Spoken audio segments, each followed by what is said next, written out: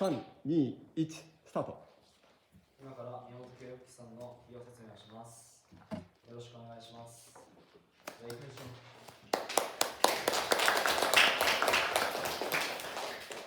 明する範囲は南総太、樋口優斗、杉内相馬、尾身大地、大津倉です。最初に宮本圭之さんについてです。仕事内容、宮本圭之さんは主に自動車本、リレー、ブザー、電子制御ユニットを製造しています。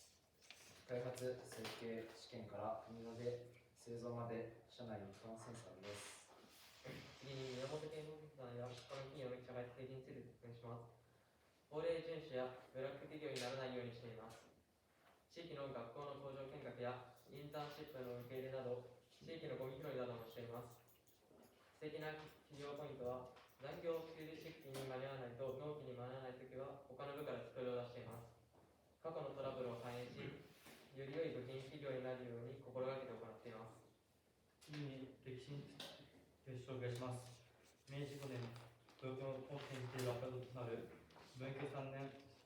大石川の樋口町に旧爆破の定期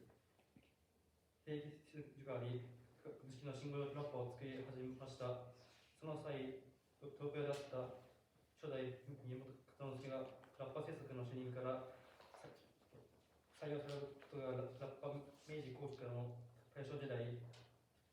両者のラッパーに明治38年頃、オートバイのラッパ修理を依頼されることを限り、交通関係のラッパに転向。この頃と前後して日本に自動車がなり、ラッパの修理、製作をの依頼を受けるようになり、ラッパを始めることになりました。この頃の製品は馬車ラッパ、熊追ラッパで明治15年に市内の鉄道馬車に使用され、北海道では郵便具が熊追用として使用しました。明治36年には市街電車の開通により地方へ移り、東京の売り声代わりに使用されました。宮本ラッパ製作所の名称で製造されました。人力車用ラッパは主として人力車に使用しました。明治初期から昭和初期から終戦まで空気本から電気本の製作を進めました。昭和6年頃には日本最初の電気本の製造を開始しますが、戦争拡大進行につれて順次物資も出没。当時電気本は年生産6000から7000個ほどでありましたが、従業員も構成され、収集や移転で20名を終わるようになってしまいました。昭和15年頃、物資が構成され、空気本のメーカーは昭和20年の敗戦の日まで宮本圭之さんの一社独占でありましたが、終戦のともに、制作を停止し、昭和20年3月、東京大空襲により江戸川区の工場が全焼となってしまいました。次に紹介するのはかっこいいポイントです。丸1、少しずれるだけで精度に差が生まれてしまうので、品質を維持することに努力していることです。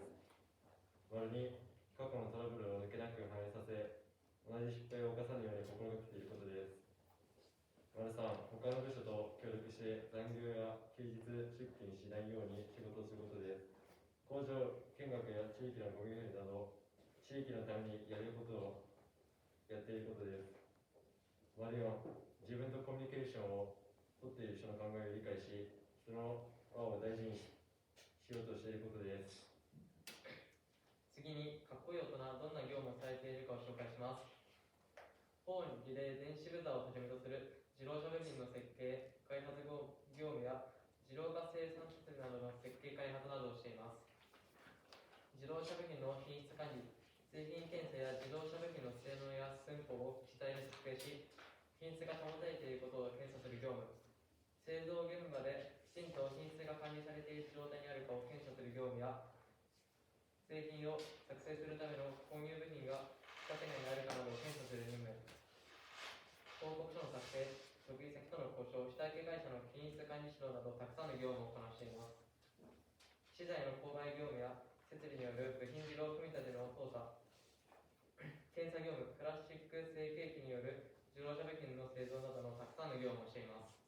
次は Q&A です。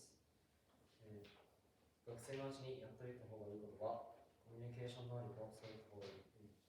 どのようなやりがいがあるか、壊れた機械を修理し、人からありがとうと言われたとき、安全、品質を保つために心がけていることは、過去のトラブルなどを抜けなく反映するとおっしゃっていました。次に宮本家に訪問して分かったことを紹介します。実際に製品を作る機会を見て、細かい部品がたくさんあり、とても興味を引きました。働いている人たちがみんなでやる気を持って仕事に取り組んでいて、私たちもそうなりたいと思いました。工場見学やゴミなどの地域のために取り組んでいて、とてもかっこいいと思いました。本当はラッパの製造から車のブザー製作にまで発展していて、たくさん努力した歴史があることを学びました。ご清聴ありがとうございました。